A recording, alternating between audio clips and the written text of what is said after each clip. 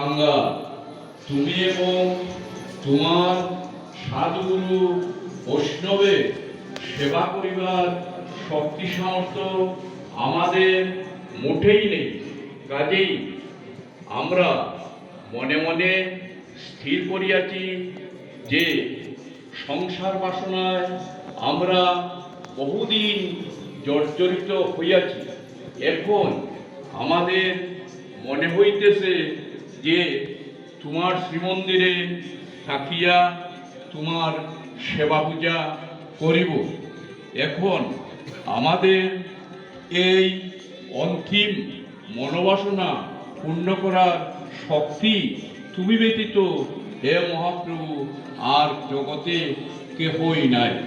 কারণ আমাদের মনের বাসনা তুমি অথবা তোমারই অভিন্ন কলেবর রাধা গোবিন্দের সেবা করিবার নিমিত্তি আমরা বেশ গ্রহণ করিতে চাইতেছি এবং তোমার কাছে বা তোমার সম্মুখে থাকিয়া প্রতিজ্ঞাবদ্ধ হইতেছি যে তোমারে বা তোমাকে ছাড়িয়া আমরা কোথায়ও যাইব না।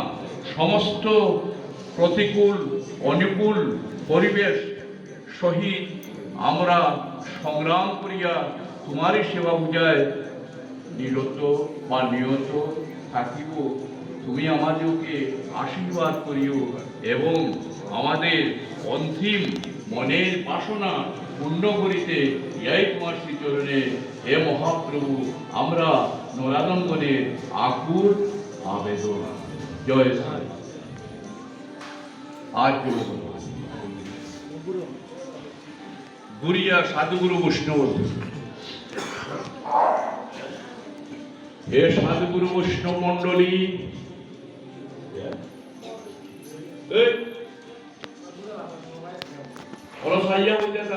আমি বলতেছি আমার সাথে বলতে।